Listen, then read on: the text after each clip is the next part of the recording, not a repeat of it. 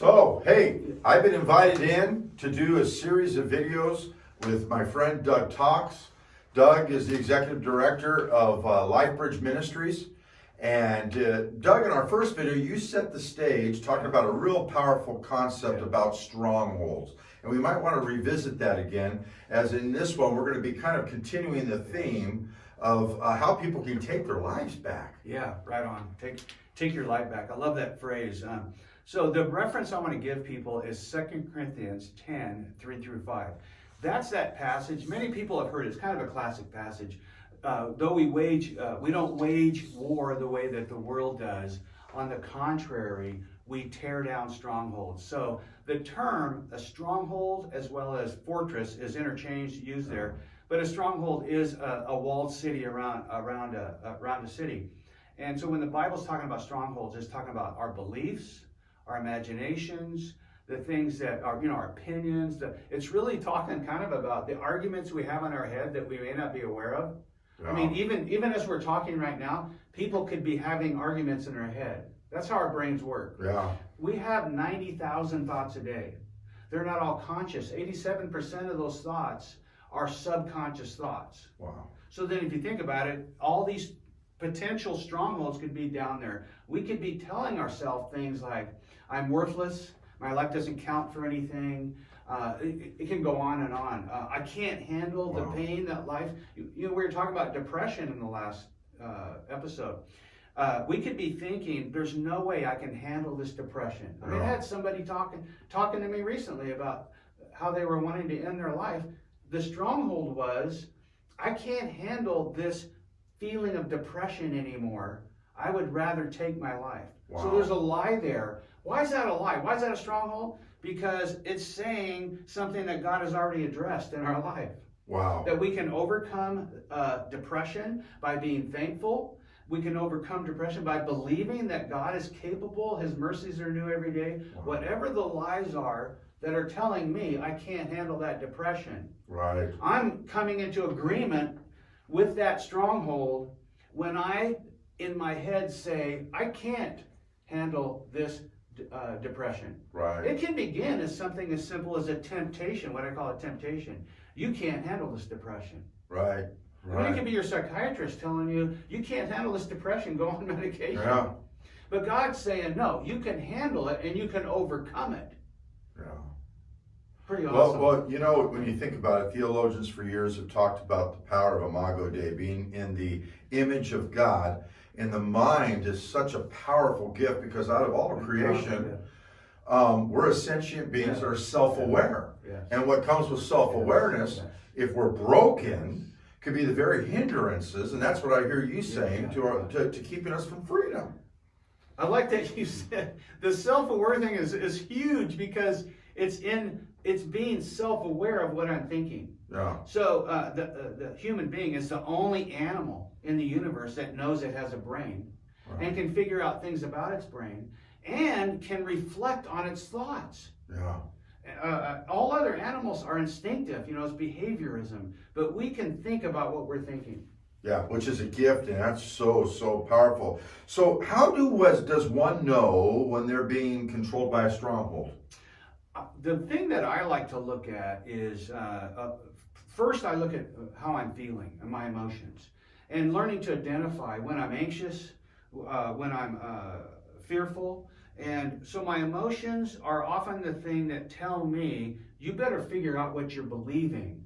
Because if you're feeling intimidated or anxious about anything, even paying your rent at the end of the month, those emotions are telling me I need to figure out what I believe about all that. Do I believe God's going to provide for me, or do I believe I'm going to be in big trouble at the end of the month? Yeah. And that's creating those feelings in me. The secondary level is my behaviors. So we know we believe, we feel, and then we behave. So, most of us know when we're behaving in a way, as Christians, we know we're behaving in a way that's going to hurt us. Right. So either way, you can go back from there. Well, so, Bible says, so as a person thinks, they are. Yes. And so a lie gets embedded in our thinking, and so we begin to live out that lie. Yeah. And so, and it can be quite destructive. I mean, you just think of the outplay in human relationships. You must see that time and time again. I see people coming to these, we call them kind of serendipity, or these moments of aha moments. But when somebody discovers a lie that they've been thinking, I've had people say to me, I've been believing that for my whole life. I didn't even know I was believing that. Yeah. That's a heavy statement. I didn't know that I was believing that I am no good, and worthless would be a better word. Yeah. I didn't believe I didn't know I was believing how worthless I am in this area of my life. We know we're not worthless because we've been bought with a price that nobody else could afford. Yeah. Yeah. So, but we're not believing it. The knowledge of God is more than taking data and going, okay, yeah, I read that. The knowledge of God is when we ascertain it. The Holy Spirit helps us get a hold of it. It becomes part of who we are because we, in a sense, intermingle with that knowledge, and it becomes real to us.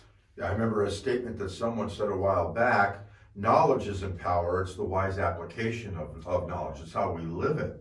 So one of our ministry leaders made a really powerful statement about belief, and that it isn't the lies that, and she didn't say it exactly this way, I'll have to get that quote, but it isn't the lies that kill us, it's believing them. That's the power of belief. Belief is so powerful. You go to inspirational conference and somebody talks about all these positive things to believe in, because if you really truly believe them, it's going to transform you. Yes. Yeah.